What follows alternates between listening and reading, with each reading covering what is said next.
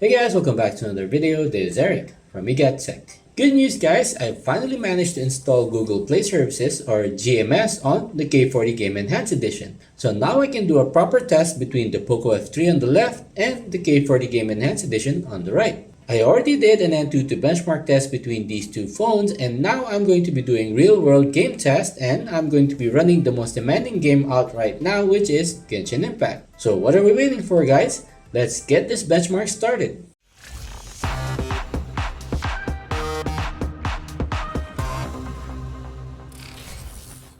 So in case you noticed, I've also got the Phone Cooler Pro 2 here on my desk. So I'm going to be running the test first without the cooler, and then I'm going to attach the cooler and see how well each of these phones perform. But before we go ahead and start the test, the Poco F3 that I've got here is only 6GB of RAM and 128GB of UFS 3.1 storage. While the Bruce Lee edition or the K40 Game Enhanced edition on the right, I've got 12GB of RAM and 256GB of UFS 3.1 storage as well. And that's not the only difference. The Poco F3 has the Snapdragon 870, while the K40 Game Enhanced Edition has the MediaTek 1200. So it's time to finally see which of these phones will handle Genshin Impact the best in terms of average frames per second, as well as the battery consumption and temperature. So I'll go ahead and start off with the Poco F3. So hang on guys. So let's put the brightness up and let's start recording.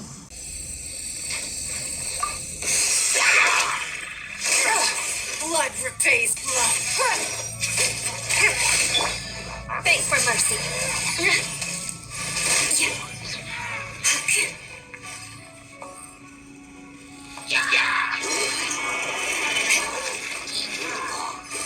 Crush.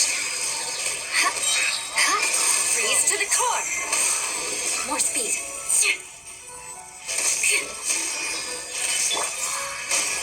Your life is mine.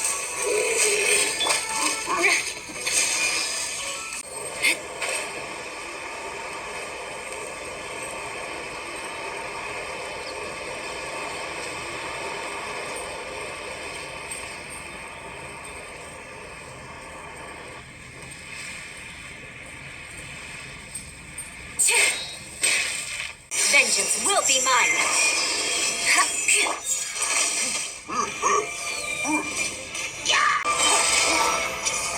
Your life is mine. Alright guys, 30 minutes in. Let's measure some temperature now. So let's see from the top, 46.8, 42.4, and 40.1. And at the back, 44.7, 39.5, and 35.9. So it's only getting hot at the top part of the phone guys. So I'll let the phone cool down guys, and then I'll run the test again with the Phone Cooler Pro 2. But up next is the Redmi K40 Game Enhanced Bruce Lee Edition. And I'm going to be loading Genshin Impact through the game space. So loading now.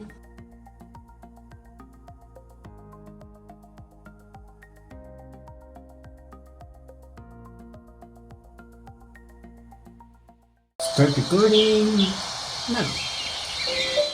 Crush.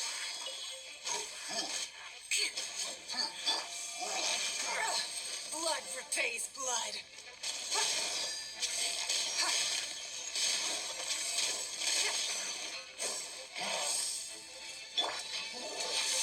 Shudder.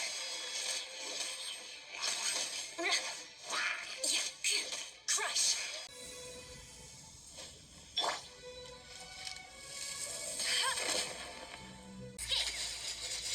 It's no.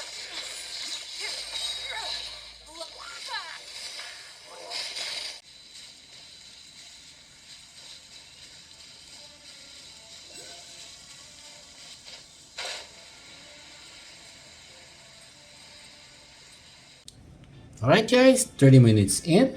Let's measure the temps on the K40 Game Enhanced Edition. So from the top, 45.5, middle, 42.1, 40.7.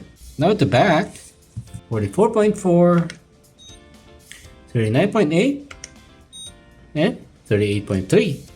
So temperatures are well in check, but I did notice that the frames per second is a bit lower on the K40 Game Enhanced Edition. It doesn't seem to be hitting 60. I think the MediaTek 1200 is limiting its performance in order to keep the temperatures down, which we're seeing right now. So I'll let the phones cool down and I'll run the test again with the Phone Cooler Pro 2. So hang on guys. Alright guys, phone is cooled down and I've got the Phone Cooler Pro 2 running, so let me connect to the phone now. Alright guys, so I've got the Phone Cooler Pro 2 attached to the Poco F3. Alright guys, Genshin Impact started and let's start recording. Aristocratic etiquette is all just for show. No one escapes my Shut up! Crush! Beg for mercy!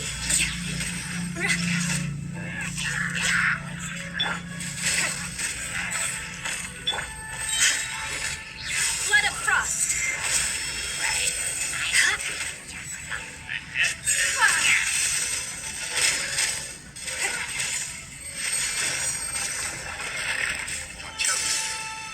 Try not to enjoy. Beg for mercy. Vengeance will be mine.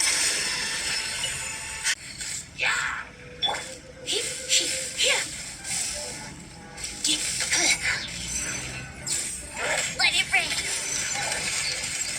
Freeze to the core.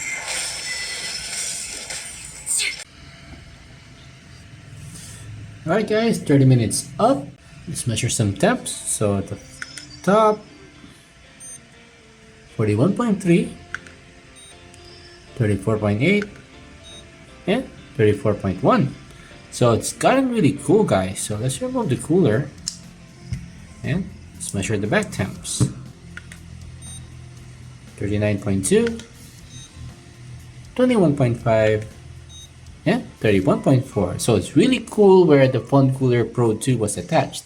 And that's it for the Poco F3 with the Phone Cooler Pro 2 for the Genshin Impact test. So now we're going to be testing the K40 Game Enhanced Edition and I'll be attaching the Phone Cooler Pro 2 again. Okay guys, so in order to attach the Phone Cooler Pro 2, I had to remove the bumper case. So again, I had to move the Phone Cooler Pro 2 a bit lower than the center because it's going to make contact with that power button. Alright, 30-minute Genshin Impact test with the K40 Game Enhanced Edition and the Phone Cooler Pro 2 attached. Let's start recording now.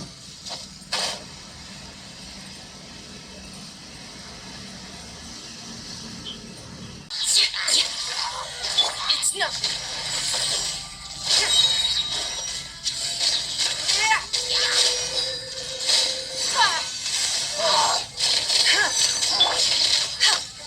For mercy, vengeance will be mine. No escape.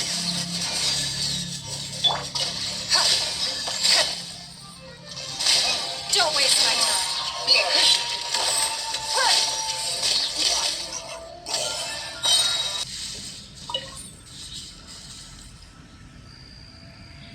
Alright guys, 30 minutes done. Let's measure some temps again. 41.2 at the top, 35.4 in the middle, yeah, 34 at the bottom. So let's remove the cooler and measure the back temps. 38.9, 22.6 where the cooler was, and 31.3. So overall, this Phone Cooler Pro 2 definitely keeps the temperatures down. So let's measure the actual temps. 8.9. That's a very frosty temperature, guys. Alright guys, so the test is done. I actually wanted to include PUBG in this video, but I encountered some technical issues, so I'm going to reserve it for the part 2, which I plan to upload sometime tomorrow. But here are the results for the Genshin Impact for the Poco F3 and the K40 Gaming Edition. So in terms of FPS, without the cooler, the Poco F3 actually managed 47.9 as an average frames per second or FPS, so which is not too bad guys. The K40 Gaming Edition though only managed around 37.5, and just by looking at the graph for the K40 Gaming Edition, it seems that the MediaTek Dimensity 1200 is limiting the performance of Genshin Impact on the phone because it's only maxing out at 50. So this is actually telling me that the phone can handle 60 frames per second, but in order to keep temperatures down and in order to make sure that the battery will last longer, they're most likely limiting it via software. Now after attaching the Phone Cooler Pro 2 as expected, the Poco F3 increased the average frames per second to 51.8, while on the K40 Gaming Edition it actually hit 46.1. In terms of CPU temperature though, on the Poco F3 with the Snapdragon 870, without the cooler it was hitting 65.9 degrees Celsius, and with the cooler, it went down a bit lower but still hit 60.8. The MediaTek Dimensity 1200 was actually a little bit cooler. When running Genshin Impact for 30 minutes without any external coolers, it hit 54 degrees Celsius, and with the Phone Cooler Pro 2, it hit 50.8. And I also measured temperatures after the 30-minute session, and here are the results for that.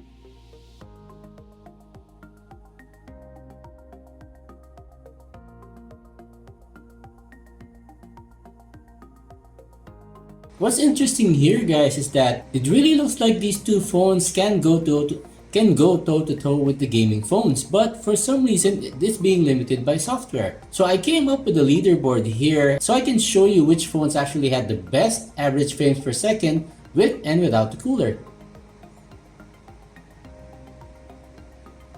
But with those high FPS, we did notice that it actually used a lot more power. It was using around 8 watts, while on these two phones it was around 5 to 6 watts. So in terms of price to performance, I'd have to give it to the Poco F3 because it's actually a very good value for money. So in terms of the battery usage, on the Poco F3 without the cooler, it actually used around 5.6 watts. So if you take into account that it has a 4520 mAh battery, you should expect around 3.31 hours of Genshin Impact playtime from a full charge. The K40 Gaming Edition performs roughly around the same. It actually used around 5.8 watts as well, though it has a larger 5065 mAh battery. So I am expecting 3.69 hours of playtime from a full charge. Things are different though once you attach the Phone Cooler Pro 2. Because the temperatures are a lot lower, the CPU and the GPU can perform a lot better or can run at higher speeds, which also equates to higher battery consumption. So on the Poco F3, once I attached the Phone Cooler Pro 2, it hit 5.9 watts of power, and if you do the math, you're going to get 2.95 hours of playtime. So you lose around half an hour when you attach the Phone Cooler Pro 2. With the K40 Gaming Edition, it's the same story. It actually used around 6.9 watts of power, so reaching almost 7 watts. And this also drastically reduces the battery life, so you're only going to be expecting around 2.92 hours if you play Genshin Impact straight, and that is from a full charge. So those are the results I'm getting, guys. The Poco F3 has really impressed me because it is a lot cheaper than the K40 Game Enhanced Edition, but the performance on the Qualcomm Snapdragon 870 is a lot better. Though looking at the temperature charts, we did notice that the Snapdragon 870 ran a lot hotter than the MediaTek Dimensity 1200, but that is due mainly to Redmi actually limiting the performance of the chip in order to keep temperatures down. If that limiter is removed, the temperatures will shoot up a lot higher and you can actually get a lot more performance out of the chip. So I guess that's it for my Genshin Impact gaming comparison. I'm going to be working on the PUBG comparison next, so make sure you've got your notifications turned on so you get notified once that video is up. But until then, a sub would be massively appreciated. Please like and subscribe, hit that bell icon notification, and see you all on the next one.